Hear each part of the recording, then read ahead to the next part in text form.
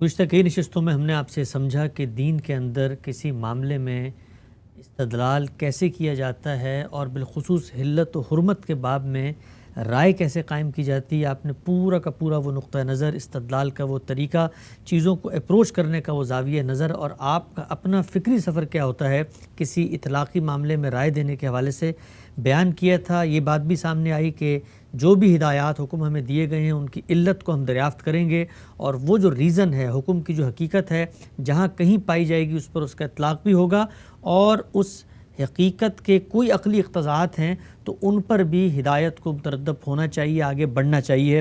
اصولی بات ہوئی اور اس کے بعد یہ چیز بھی زیر بحث آئی کہ کھانے پینے کے معاملے میں علت کیا ہے دین کے نزدیک، وہ وجہ، وہ بنیادی ریزن کیا ہے جس کی وجہ سے اللہ تعالیٰ نے حلت و حرمت کی کھانے پینے میں ایک حد کو قائم کی ہے، طیب اور خبیث کی بحث۔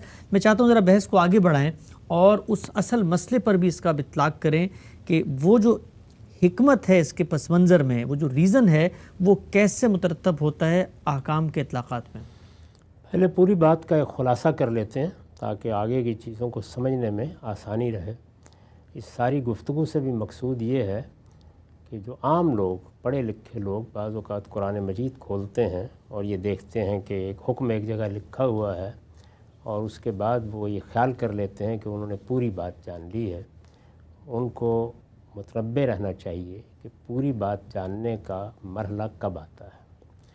تو پہلی بات جو میں نے یہ بتائی آپ کو وہ یہ تھی کہ حلت و حرمت کے باب، خاص طور پر خور و نوش میں حلت و حرمت کے باب میں جو قرآن مجید کی آیات بالعموم پڑھ کے سنا دی جاتی ہیں، وہ آیات کس سیاق میں آئی ہیں۔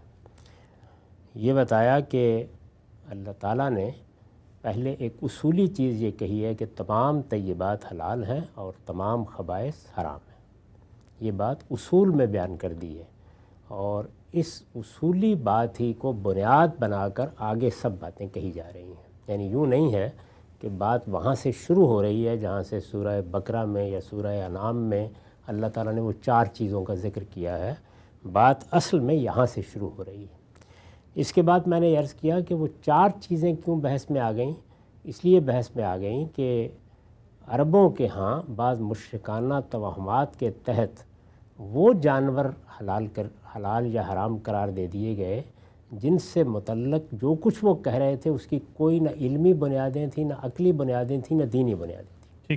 یعنی ان کے ہاں کچھ توہمات پیدا ہوئے، انہوں نے کچھ فتوے دیے، انہوں نے کچھ بدعات ایجاد کی اور ان کے پیچھے شرک کی روایت تھی۔ یہ عرض کیا، یہ ساری بات سورہ انعام میں وہاں بڑی تفصیل کے ساتھ بیان کی گئی ہے، بلکہ انہوں نے جن جانوروں کو حرام قرار دے لیا تھا یا جن کی حلت کے بارے میں نئے کچھ قوانین بنا لیے تھے، ان کا پورا تذکرہ کیا ہے قرآن مجید نے وہاں اس ساری بحث میں، اس کو ملحوظ رکھ کے بات کی۔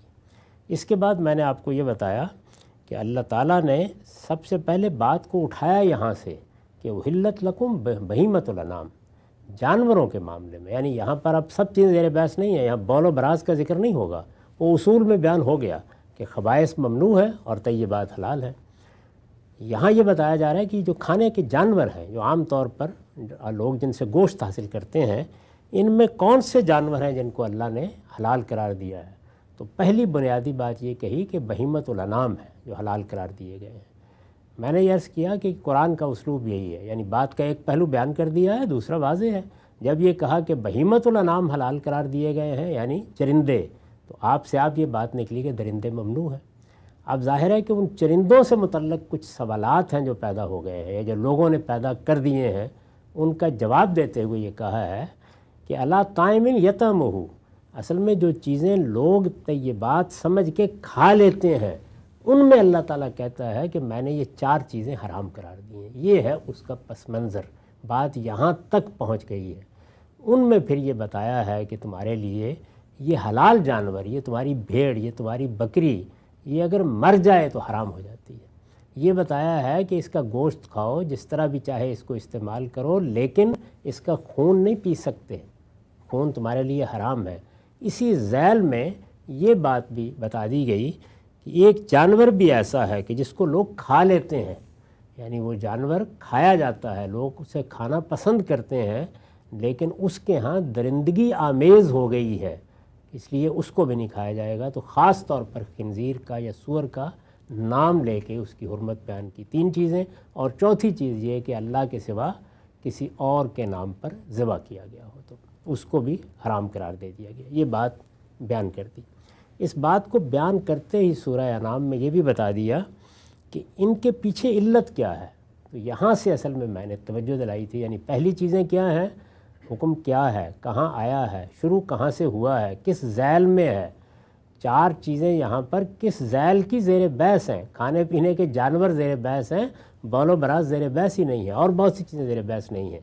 تو اس کو سامنے رکھ کر جب اس سیاق پہ، اس کانٹیکسٹ میں آپ نے یہ بات سمجھ لی، تو اب سوال پیدا ہوتا ہے کہ اس کی علت کیا ہے، یعنی کیوں حرام قرار دیا گیا ہے۔ تو 2 علتیں بیان کی ہیں وہاں، یعنی یہ رجس ہیں، 3 چیزیں۔ کیا رجس ہے؟ مردار رجس ہے، اسی طرح بتایا خون رجس ہے، اسی طرح بتایا سور کا گوشت رجس ہے۔ اس کے لیے عربی زبان کا لفظ استعمال کیا رجس، جس کا مطلب ہوتا ہے نجاست۔ اور جو چوتھی چیز ہے اس کے بارے میں کہا یہ فسق ہے۔ تو 2 علتیں بیان کی، خود قرآن نے بیان کر دی کہ ایک چیز اس وجہ سے حرام ہے اور باقی 3 اس وجہ سے حرام۔ چوتھی چیز کون سی ہے؟ 4 چیزیں بیان کی نا، مردار ہے وہ حرام ہے، خون حرام ہے، سور کا گوشت حرام ہے، اور اللہ کے سوا کسی اور کے نام کا ذبیحہ حرام ہے، یہ وہاں بیان کیا۔ اس کو بیان کرتے ہوئے پھر اب ساتھ ہی یہ بتا دیا کہ کیا چیز ہے، حقیقت کیا ہے۔ تو میں نے یہ بتایا آپ کو بہت سی مثالیں دے کے کہ حقیقت کی تعین کے بغیر آپ دین کو نہیں سمجھ سکتے، یہ سمجھنا پڑے گا۔ اسی کو ہمارا علم اس طرح بیان کرتا رہا ہے کہ الاحکام بالعلل، وہ سمجھ لیتے ہیں تو پھر استثناء کو سمجھنا ممکن ہوتا ہے، وہ سمجھ لیتے ہیں تو توسیع کو سمجھنا ممکن ہوتا ہے۔ اور اس کے ساتھ میں نے توجہ دلائی تھی کہ دین کی ریلیونس پیدا کیسے ہوگی ساری دنیا کے ساتھ، حالات تو بدلتے رہتے ہیں، وہ اصل میں اسی علت اور حقیقت سے ہوتی ہے۔ سادہ سی مثال پھر ایک لے لیجئے جاتے جاتے، اللہ کے پیغمبر نے سونے سے زکوٰۃ لی، چاندی سے زکوٰۃ لی۔ سونا اور چاندی 2 دھاتیں ہیں، اسی کا نصاب بیان کیا۔ اب سوال یہ ہے کہ سونا اور چاندی زکوٰۃ کا محل بنا ہے یا مال؟ سونے اور چاندی کی حقیقت کیا ہے؟ مال، ماننا پڑے گا نا، ورنہ یہ ہے کہ معاملہ وہیں رہ جائے گا، کرنسی نوٹوں پہ زکوٰۃ، یعنی اب ظاہر ہے کہ پھر جو کچھ بھی باقی مال کی صورتیں ہوں گی ان پہ آپ بات بھی نہیں کر سکتے۔ لیکن یہ الفاظ میں بیان نہیں ہوا، وہاں سونے اور چاندی کو بطور 2 دھاتوں کے موضوع نہیں بنایا گیا، نام انہی کے لیے گئے ہیں۔ جیسے میں اس سے پہلے ایک مثال دے چکا کہ روزے کی رخصت کے بارے میں مسافر اور مریض کا ذکر کر دیا، مشقت جو اصل چیز ہے اس کو لفظوں میں بیان نہیں کیا۔ تو اسی طریقے سے یہاں اب رجس کو بیان کر دیا۔ رجس آپ جانتے ہیں کہ وہ سوری بھی ہوتا ہے، مانوی بھی ہوتا ہے، یعنی دیکھنے میں رجس۔ دیکھنے میں رجس کی مثال یہ ہے نا کہ اچھا خاصا پھل آپ بازار سے خرید کے لائے اور آپ نے اسے ٹوکری میں رکھا، اس کے بعد بھول گئے، اب جو نکالا تو معلوم ہوا کہ گل سڑ گیا ہے۔ تو اب کیا ہے، اب کیا وہ پھل کھانے کے قابل نہیں رہا، یا وہ پھل کھانے کے لیے پاکیزہ نہیں رہا، طیب نہیں رہا۔ تو یہ کیا چیز ہے جس کی بنیاد پر آپ فیصلہ کر رہے ہیں؟ صورت نظر آ رہا ہے، کراہت محسوس ہوتی ہے، ظاہر ہے، یعنی آپ اٹھا کے پھینک دیتے ہیں نا، اس کے لیے مجھے کوئی استدلال کرنے کی ضرورت تو نہیں ہے۔ تو سوری رجس، جیسے کہ بول و براز میں بھی سوری رجس، سوری کا مطلب صورت سے، صورت سے، یعنی جیسے صورت کا لفظ آپ بولتے ہیں، تو یہ صورت کا معاملہ ہے۔ دوسری چیز کیا ہے؟ مانوی رجس، یعنی جس طریقے سے مشرکین کے بارے میں نے مثال دے کے بتایا کہ ان کے ہاں کہا گیا نا کہ انما المشرکون نجس، تو یہ نجاست کیا ہے؟ یعنی ویسے گندے ہیں دیکھنے میں، ہو سکتا ہے بہت نہا دھو کے آئے ہوں، تو وہاں پر سوری نہیں ہے، مانوی ہے۔ تو یہ رجس تو ان چیزوں میں ہے، یہ سوال پیدا ہوگا کہ سوری ہے یا مانوی ہے؟ بالبداہت واضح ہے کہ مانوی ہے، اس لیے کہ جو چیزیں بیان کی گئی ہیں ان سب میں مثال کے طور پر میری ایک بکری ہے، ابھی تھوڑی دیر پہلے چلتی پھرتی یہاں پہ میں دیکھ رہا تھا، ایک جگہ ٹھوکر کھا کے گری، مر گئی۔ تو سوری لحاظ سے کیا رجس پیدا ہوا اس میں؟ یعنی صورت کے لحاظ سے تو بس بکری ہے، وہی جو حلال بکری تھی، مر گئی وہاں پہ۔ اسی طریقے سے سور ہے، سوری لحاظ سے کیا نجاست ہے اس میں؟ یعنی سوری لحاظ سے تو دنیا اس کا گوشت کھاتی ہے، پالا جاتا ہے بہت بڑے پیمانے پر، اور جو لوگ کھاتے ہیں وہ کہتے ہیں کہ لذیذ بھی بہت ہوتا ہے۔ تو کوئی سوری نجاست اس طرح نہیں ہے اس کے اندر۔ تو یہاں پر مانوی نجاست ہے جس کو سامنے رکھا گیا۔ خون میں تو محسوس ہوتی ہے نا سے، وہ بھی در حقیقت کیا ہے کہ ہمارے طبیعت کے اوپر وہ چیز گراں گزرتی ہے نا، تو سوری پہلو اس میں نمایاں ہو جاتا ہے۔ تو میں نے عرض کیا کہ سوری نجاست بھی ہوگی تب بھی ممنوع ہوگی، مانوی ہوگی تب بھی ہوگی۔ تو تو مانوی نجاست کی ہم تعین کرتے ہیں. جہاں سوری ہوگی وہاں تو ایک آدمی کو کچھ کہنے کی ضرورت ہی نہیں ہے, وہ ہٹ جائے گا, بول و براز کو بیان کرنے کی ضرورت نہیں ہے. مانوی ہوتی ہے تو وہاں تفکر کی ضرورت ہوتی ہے, تدبر کی ضرورت ہوتی ہے. تو مانوی لحاظ سے کیا چیز ہے جو حرمت کا باعث بن رہی ہے؟ تو میں نے یہ بتایا کہ اگر آپ پیچھے سے چلیں جہاں سے یہ کہا گیا تھا کہ تمام چرندے حلال ہیں, تو واضح ہو جائے گا کہ درندگی ہے جو مانوی نجاست کی صورت اختیار کر جاتی ہے ٹھیک. جانوروں میں. یعنی جو فرق اللہ تعالیٰ نے پیدا کیا, جو فارق چیز بنائی ہے, وہ درندہ اور چرندہ ہونا ہے.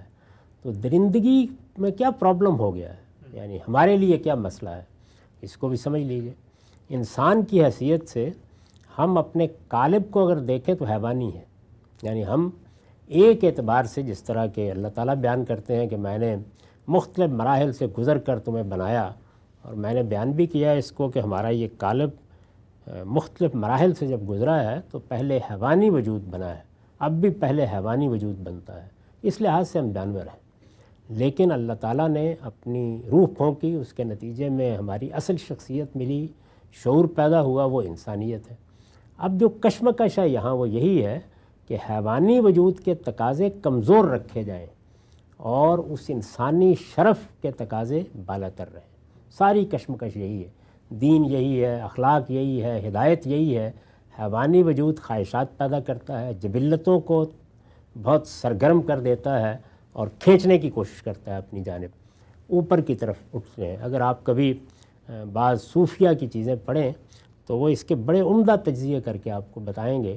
یہی وہ چیز ہے جس کو ہمارے جلیل القدر عالم شاہ ولی اللہ کہتے ہیں کہ بہیمیت کو کمزور کرنا ہے. یہ بہیمیت وہی ہے, بہیمت الانام, یعنی جو ہمارے اندر حیوانی خصائص ہیں وہ کمزور رہنے چاہیے. وہ جتنے قوی ہوتے ہیں ہم مادیت کی طرف بڑھتے چلے جاتے ہیں, اتنے خدا ناآشنا ہوتے چلے جاتے ہیں. تو یہ چونکہ ہمارے اخلاقی وجود کو پاکیزگی کی جگہ تک پہنچانا ہے, اور اخلاقی وجود یا ہماری جمالیاتی حس یا ہمارے عقلی تقاضے یہ انسانی ہیں, اور ہماری جبلتیں حیوانی ہیں. جیسے بھوک جانوروں کو لگتی ہے ہمیں بھی لگتی ہے, جیسے جنس ان پر حملہ آور ہوتی ہے ہم پر بھی حملہ آور ہوتی ہے. تو خواہشات جتنی بھی ہیں, اسی طریقے سے بہت سے جذبات بھی ایسے ہیں جو ہمارے اور ان کے درمیان مشترک ہیں. تو ان چیزوں میں جو توازن پیدا کر کے انسان زیادہ سے زیادہ اپنی انسانی شخصیت کو پاکیزہ بنائے, یہ پاکیزگی کی جدوجہد یہی ہے. آلودگی کیا ہے؟ بہیمیت. جتنی بڑھتی جاتی ہے مانوی لحاظ سے آلودگی پیدا ہوتی چلی جاتی ہے. تو اس کو سامنے رکھ کر اللہ تعالیٰ نے کہا کہ درندوں کا گوشت تم نہیں کھاؤ گے. اب سوال پیدا ہوتا ہے کہ وہ جو درندوں کا گوشت ہے, اگر مانوی اس کے اندر نجاست ہے تو پھر ظاہر کے لحاظ سے, یعنی جیسے خون پیتے ہوئے مجھے ایک سوری نجاست کا احساس بھی ہوتا ہے, وہ تو ہوگا ہی نہیں. تو یہاں تو اندر جا کے کچھ ہونا ہے.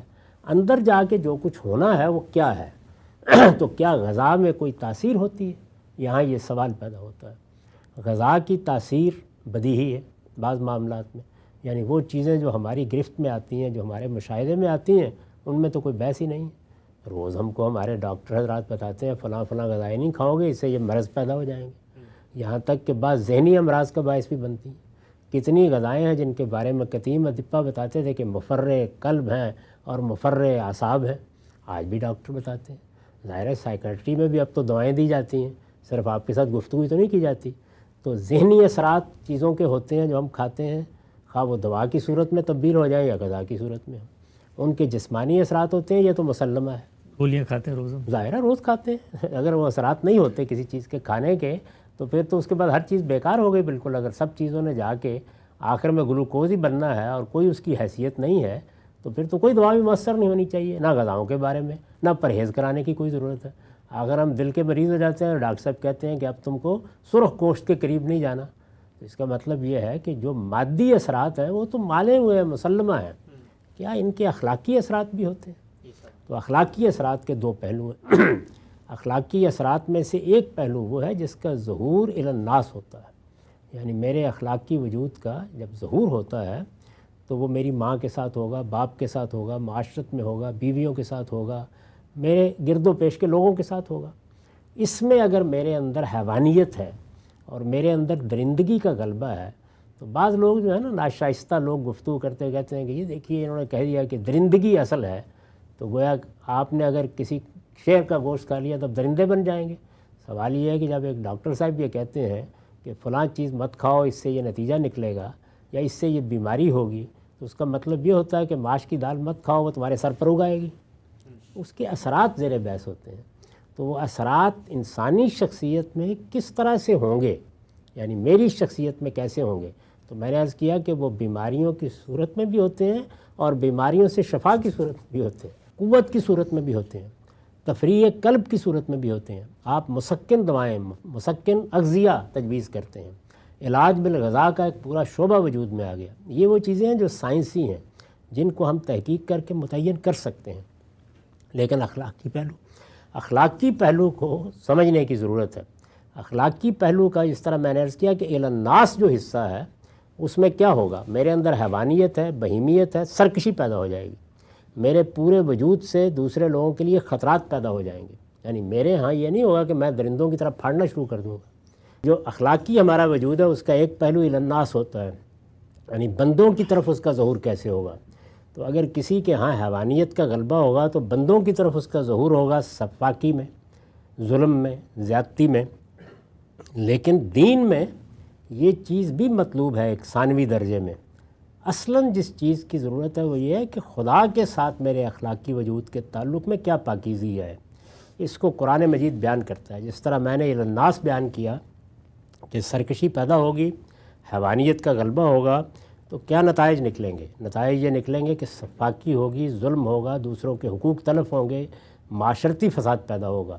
اور اگر میرے اندر خدا کے حوالے سے بہیمیت کا غلبہ ہوتا ہے، وہ بھی میرے اخلاقی وجود کا تقاضا ہے، تو وہاں کیا چیزیں وجود پذیر ہوں گی؟ وہاں پر اخبات ختم ہو جائے گا، سبمیشن ختم ہو جائے گا، میرے اندر جو بلیونگ سیلف ہے وہ کمزور ہونا شروع ہو جائے گا۔ قرآن مجید نے ان سب چیزوں کو بیان کیا ہے۔ یہ قنوت، یہ اخبات، یہ تضرع، یہ خشوع، یہ کیا ہے؟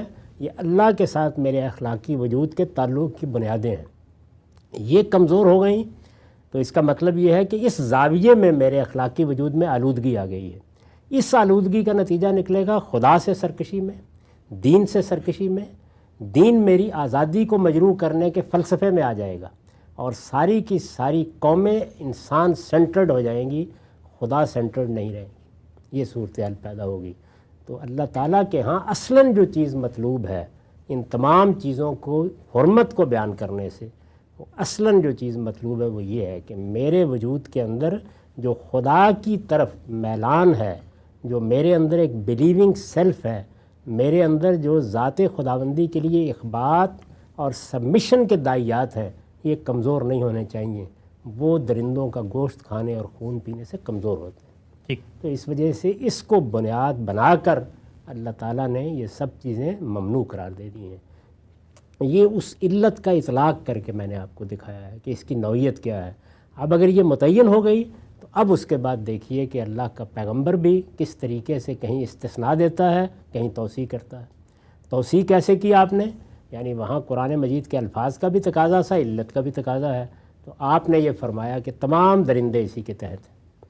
یعنی خواہ وہ درندے پرندوں میں ہیں، خواہ وہ درندے بحری جانوروں میں ہیں، خواہ وہ درندے آپ کے یہ جو بری جانور ہیں ان میں ہیں، سب کے سب ممنوع ہیں۔ اسی اصول پر مچھلی کے بارے میں فرمایا کہ وہ تمہارے لیے حلال ہے۔ ظاہر ہے کہ ویسے تو اس کا معاملہ ہی وہی ہے، وہاں دونوں شرطیں اڑا دیں، اور اسی اصول کو آگے بڑھا کے اللہ تعالیٰ نے بعض چیزوں کا اطلاق کر کے دکھایا۔ چنانچہ شکار کے جانوروں کو خود سورہ مائدہ میں زیر بحث لائے اور وہاں یہ بتایا کہ اگرچہ وہ تزکیہ اس طریقے سے تو نہیں ہو رہا، لیکن ایک جانور پھاڑ دیتا ہے، تم نے اللہ کا نام لے کے چھوڑا ہے، جانور نے اس جانور کا کوئی گوشت نہیں کھایا جس کو شکار کیا ہے، تو اس کے بعد تم اس کو کھا سکتے ہو۔ یہ سارے جتنے اطلاقات ہیں وہ اس اصول پر ہوئے ہیں۔ اسی کو سامنے رکھ کر میں نے یہ رائے دی تھی کہ یہاں چونکہ معاملہ یہ ہے کہ باطنی یا مانوی تاثیر زیر بحث ہے، تو میرے نزدیک عقلی لحاظ سے کھا کر جزو بدن بن جائے اور اٹھا کر جزو بدن بنا لیا جائے، اس میں عقلی لحاظ سے کوئی فرق نہیں ہے، اس لیے میں اس کو حرام ہی سمجھتا ہوں۔ البتہ اضطرار کے اصول پر، مجبوری کے اصول پر، جان بچانے کے لیے اللہ نے ہر شخص کو اجازت دے رکھی ہے، وہ کسی حرام چیز کا استعمال کر سکتا ہے، میرے نزدیک بھی یہ جائز ہے۔ ٹھیک، ہم سب وقت ساری بات کا خلاصہ ہے۔